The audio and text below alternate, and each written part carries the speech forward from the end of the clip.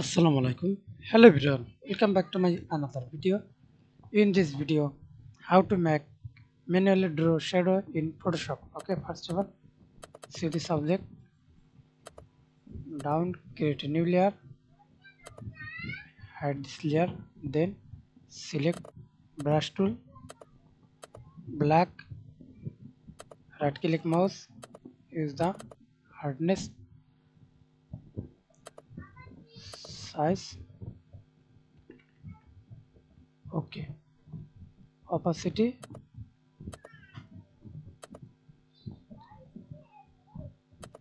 Control T,